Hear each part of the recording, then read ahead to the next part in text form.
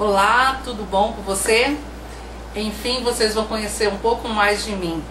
Nós vamos fazer algumas gravações e alguns debates a respeito de alguns assuntos aqui na mesa do meu escritório, onde muitas horas tenho passado afinco estudando e lendo a respeito. E hoje eu gostaria de estar conversando com vocês sobre alienação parental. Pois é, se é uma coisa que eu vou bater na tecla até o meu último respiro, é a respeito desse assunto, alienação parental. E eu gostaria que a gente pudesse estar refletindo um pouco sobre quem, na verdade, matou algumas das crianças que fazem parte do currículo criminal do nosso Brasil. A notícia é que a imprensa não divulga. Essa lei que a gente tem conversado já pelo Facebook, a respeito dos escritos que eu tenho feito sobre a alienação parental, ela tem me feito eu mexer em teias e aranhas, ratos e baratas. Tenho procurado ler a respeito e tenho visto coisas absurdas que têm acontecido na história.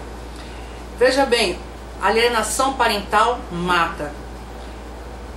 Esses dias nós vimos que houve mais uma morte daquele menino da África, Esran Lian Yoshua Fink, de 7 anos.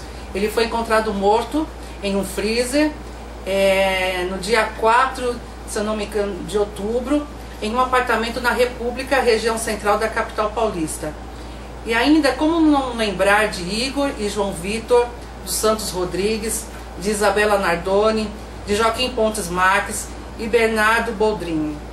Se começarmos a buscar mais nomes, eu vou dizer uma coisa para vocês, a lista é desesperadora. Porque nós estamos num país que primeiro se mata para depois culpar os culpados, que já eram culpados em vida, quando essas crianças fizeram a denúncia.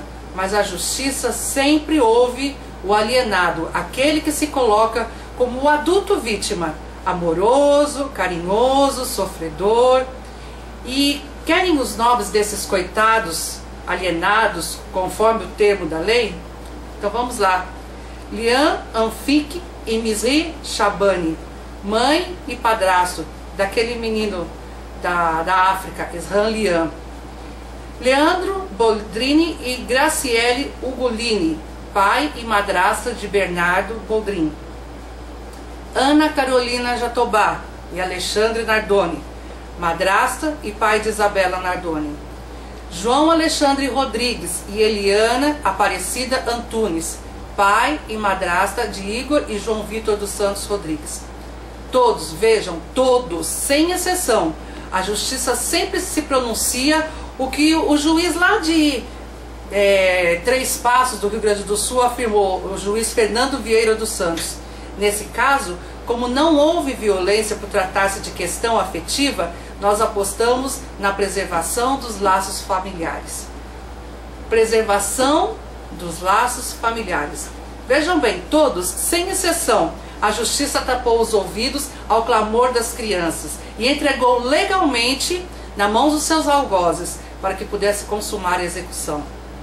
A questão que fica extremamente fragilizada quando um dos cônjuges, ao ver que a criança está na iminência de correr risco de morte por maus tratos Ou ainda, se a criança sofreu o que antigamente chamávamos de crime contra os costumes e que hoje a lei chama de abuso de vulnerável, faz a denúncia.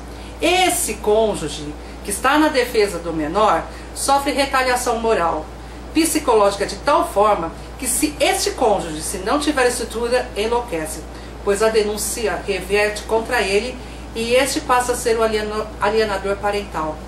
Leva a pecha de louco e muitas vezes o próprio Ministério Público e até os juízes cogitam-se de que se retire a guarda do cônjuge que está defendendo a vida da criança para entregar ao cônjuge abusador. Assim, explanados os fatos acima, vamos voltar à síndrome da alienação parental, chamada de SAP. Ela foi originalmente desenvolvida como uma explicação para o aumento do número de relatos de abuso infantil nos anos de 1980. Um médico psiquiatra chamado Gardner acreditava inicialmente que um dos progenitores, geralmente a mãe, fazia falsas acusações de abuso contra o outro genitor, geralmente o pai, a fim de evitar contato entre ele e a criança. Embora Gardner tenha de início descrito que a mãe era o alienante em 90% dos casos, ele mais tarde declarou que ambos os pais tinham a mesma probabilidade de alienar. Ele também afirmou mais tarde que, segundo sua experiência, na grande maioria dos casos de SAP, não estavam presentes acusações de abuso. A formulação original de Gardner, que taxava as mães quase exclusivamente como genitor alienante, foi endossada por grupos de direitos paternos, já que possibilitava que os pais explicassem a relutância que seus filhos demonstravam em visitá-los e permitia que culpasse suas ex-esposas. Em contraste, grupos femininos criticavam a síndrome, preocupados com a possibilidade que permitisse que agressores afirmassem que as acusações de abuso por parte da mãe ou da criança era reflexo de lavagem cerebral. O próprio Gardner enfatiza que o SAP só era aplicável em situações nas quais não havia abuso real ou não ocorresse negligência, mas em 1998 notou que o aumento da conscientização relativa à SAP havia levado a um aumento de seu mau emprego em manobras legais, que é o que a gente tem falado sempre no Facebook a respeito disso, das manobras legais que têm sido feitas em casos onde há denúncia de maus tratos ou de abuso sexual. A SAP já foi citada em divórcios altamente conflituosos e em casos de disputa de custódia de crianças, particularmente como defesa, como acusação de violência doméstica e abuso sexual, o status de síndrome e, por consequência, sua admissibilidade no testemunho de peritos tem sido tema de controvérsia sobre a extensão em que a SAP é aceita por profissionais da área, assim como sobre uma metodologia científica que seja passível de validação, testada, dotada de uma taxa de erro conhecida e que seja publicada. A SAP não foi aceita por peritos em psicologia, direito infantil, pelos estudos de abuso infantil ou por estudiosos do direito. A síndrome tem sido largamente criticada por membros da comunidade legal e médica, que afirmam que a SAP não é admissível em audiências. No que se refere tanto à ciência quanto à lei, a SAP não é reconhecida pela Associação Médica Americana, nem pela Associação Americana de Psiquiatria. A Associação Americana de Psicologia se recusou a adotar uma posição sobre a SAP, mas levantou preocupações acerca da falta de dados acerca da síndrome e da maneira com a qual o termo é empregado.